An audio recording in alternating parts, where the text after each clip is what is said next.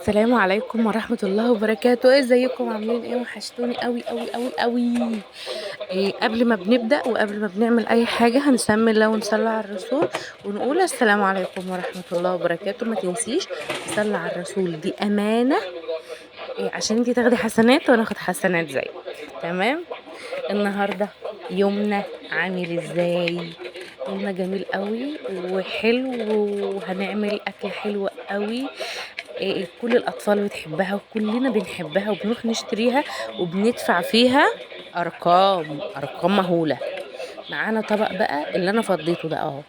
توابل، فلفل اسود، قرنفل، كمون، كبابا صيني، جنزبيل، اللهم صل على حضرة النبي، السبع بهارات، رشة رشة جوز الطيب، والملح وليمون. ومعايا هنا في شفشق الخلاط فرمة بصلاية وطماطماية في الخلاط، وهحطهم على الخلطة بتاعتي.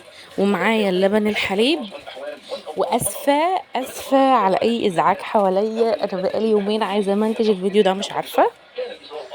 ومعايا حليب، وهحط الملح بتاعي واقلب كويس واظبط الملح وادوق. اهم حاجه تدوقي الحاجه اللي زي دي، لان انت مش هتعرفي تملحيها تاني. انا كده متبله الحاجه بتاعتي دي من بالليل، وهبيتها في التتبيله في التلاجة، وهشتغل بيها بقى الصبح عشان تبقى طعمها مظبوط و- وملحها يكون مظبوط. لازم تدوقي كده علشان خاطر تظبطي ملحك، ومحدش يقول ان الاكل دلع او حادق. لازم نظبط ملحنا. هغطيها بقى كويس عشان خاطر ما تلقطش اي حاجه من التلاجة او تطلع ريحه نفاذه. وهعينها بقى في التلاجة بتاعتي لحد تاني يوم الصبح. يبقى احنا كده خلصنا من اول حاجة. هو انا اخويا عاوز يعزم صحابه، عايزين ياكلوا ايه؟ هناكل برا. هنشوف دلوقتي الاكلة بتاعتنا عايزين ياكلوها برا برقم. قلت لهم لا، انا هعمل لكم الاكل اللي انتوا عايزينه، وهوفر كتير قوي قوي قوي. هنا معايا كرومبايه زي ما انتوا شايفين. الكرومبايه دي هخرطها صغير، واي شريحة هلاقيها طويلة معايا هحاول اخرطها اتنين عشان تبقى نفس التخريطة اللي بنشتريها من بره. إيه، بصوا انا هنا بتيجي بقى انت في عرض الكرنبايه، بص ايوه، وتحسيها ان هي كبرت منك. بصغرها بقى انا شويه. والله العظيم يا جماعه، والله والله اسهل اكله. وانا على فكره عملت السلطه دي كمان بالليل، لان هي بتحب تقعد في التلاجة، وكل ما بتقعد في التلاجة بتحلو. عملت التتبيله بتاعتي وعملت السلطه، وهحطهم الاتنين في التلاجة، وهنشوف وهناكل احلى اكله في الدنيا. معايا بقى جزرايه وسط ببشرها زي ما انتم شايفين، عشان خاطر ايه؟ تبقى السلطه مظبوطه قوي زي اللي بتيجي من بره واحلى. ايوه كلي بقى انت، كلي حته الجزرايه بقى دي اكلها انا احسن. ما تنسوش لايك وشير وسبسكرايب عشان يوصلك كل جديد، وتفعلي زر الجرس على الكل عشان تعرفي ان نعومه وسمك عمل عظمه يوصلك اشعار بيها. معايا هنا بقى شويه لبن حليب. انتوا شفتوني وانا بفضي اللبن على الفراخ، كان في شويه لبن احتاجتهم قلت هفضيهم هنا على اللبن بتاعي، وكانوا مليانين قشطه والله يا جماعه تحفه. ومعايا مايونيز، ومعايا زبادي، ومعلقه عسل نحل. اكيد طبعا عرفتوا انا هعمل ايه. هعمل كول سلو، سهله جدا، انما هي غاليه جدا بره. هي سهله قوي. اسفه على اللي حصل ده. هي سهله قوي بس غاليه قوي من بره.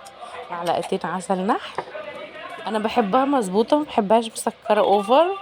والمعلقتين جم كتير، ولازم رشه الملح دي عشان خاطر تظبط معانا، ما يبقاش الاكل عارفه انت اللي هو مسكر مش قادره اكله. بصراحه رشه الملح بتعدل اي حاجه مسكره، ورشه السكر بتظبط الاكل حادق. انا اتعودت على كده. انا ظبطت الصوص بقى بتاعي، المايونيز والزبادي واللبن والعسل، وظبطت كل حاجه. وافضيها بقى على الخلطه بتاعتي اللي هي الكرنب والجزر، وهقلبها تقليبه محترمه، وهحطها في التلاجة تبات في التلاجة مع الفراخ. ايوه انا بقى هنام واصحى اشتغل، انما انتوا غمضوا وفتحوا هتلاقوني اشتغلت، مش هتلحقوا يعني.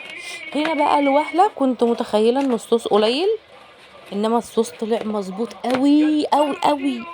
كنت نفسي ازود حوالي ربع كوبايه لبن تاني لان انا بحبها غرقانه، بس اكتشفت ان انا لما بيتها في التلاجة الخضار ده يعني بيدي سنه سوائل كمان، فطلع مظبوط قوي، يعني مظبوط جدا. انا بصراحه طلعت حوار، انا شوفوا بقول لكم طعمها تحفه.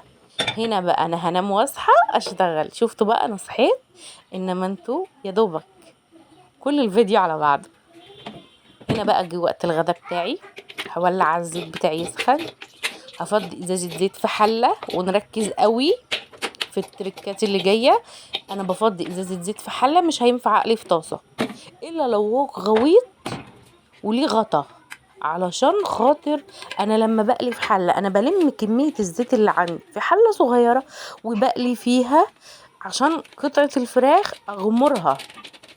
هنا بقى انا بعمل فرايد تشيكن، فراخ مقرمشه كنتاكي زي ما بنقول، بس احنا مقاطعين مش هنشتري من بره. على فكره الحاجات دي برقم، والله يا جماعه برقم بره. احنا لما نعملها في البيت هي مش مكلفه خالص. ايه يعني لما اجيب فرخه كيلو ونص؟ انا ما ينفعش اجيب فراخ كبيره جدا، لازم فرختي ما تزيدش عن كيلو ونص، واقطعها يعني ما شاء الله الفرخه هتقطع معايا حوالي 10 قطع 16 قطعه، لان ما ينفعش تبقى كبيره عشان خاطر تستوي في الزيت. معايا بقى الدقيق بتاعي، حطيت عليه، معلش بقى انا خدت في الكلام ونسيت اقول، الدقيق حطيت لكم عليه 4 معالق نشا، نص كيلو دقيق 4 معالق نشا. ومعايا الباكت الاصفر اللي هو عامل زي الفيجيتار ده يا جماعه، وانا بجيب الطلبات عجبني لقيته حار قلت اجيبه مبهر. والتوابل اللي انا حطيتها على الفراخ انا ما حطيتهاش كلها، انا قسمت التلت والتلتين، انا حطيت الكميه الاكبر على الفراخ وخليت الكميه الاصغر او نصها احط على بهارات الدقيق بتاعتي، ورشه ملح بسيطه لان انا ما ملحتش الكفر قوي. هنا بقى الكفر انا عايزاه كبير، بكرر الخطوه دي كتير قوي. اهم حاجه ما كبسش الدقيق على الفراخ بايديا، انا بمسك الفرخه بالطرطوفه ايدي زي ما انتوا شايفين كده.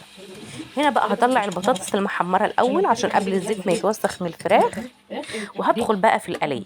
انا بقى بمسك الفرخه من الطرطوفه من فوق، احطها في الدقيق وارجع احطها في الصوص اللي هي متبله فيه، وارجع احط في الدقيق على حسب ما انا عايزه الكفر بتاعي قد ايه. هحط يعني هكرر حركة من الصوص للدقيق دي كتير، مش عايزاه كتير قوي، هي مرة او مرتين كفاية قوي، كل واحد بيعمل زي ما هو بيحب. شايفين بقى الفراخ طالعة عاملة ازاي؟ تحفة. هي باينة لكم من قدام ان هي غامقة عشان هنا الكاميرا بعيدة، انما انا هقرب دلوقتي الكاميرا وهوريكم الفراخ. حوار. اهم حاجة ما تنسنيش لايك وشير وسبسكرايب عشان يوصلك كل جديد، وحط اللايك، اللايك مش بيزعلك، بيعرفني ان الفيديو عجبك عشان خاطر اشجع واعمل لك احلى الوصفات. اسفه بقى على صوت المكن اللي رايح جاي ده. هنا بقى بحط بقيه الفراخ، يعني انا بطلع وبحط. انا بقى بحط على نار عاليه يا جماعه زي ما انتم شايفين، الكفر يمسك نفسه، بوطي شويه عبال ما تستوي، اعلي تاخد القرمشه واشيل. المره بتاخد ربع ساعه. شايفين بقى الفراخ شكلها عامل ازاي؟ تحفه تحفه تحفه. بسم الله ما شاء الله، سخنه قوي مش عارفه امسكها. ايوه هنا بقى ثبت التليفون، هفتح لكم الفراخ. شايفين مفيش نقطه دم، مفيش اي حاجه، جميله قوي. بسم الله ما شاء الله، بسم الله ما شاء الله. يلا ما تنسينيش لايك وشير وسبسكرايب عشان يوصلك كل جديد، وتفعلي زر الجرس على الكل، وتعملي الطريقه دي وتبعتي لي تقولي لي انا جربتها. السلام عليكم ورحمه الله وبركاته. سلام.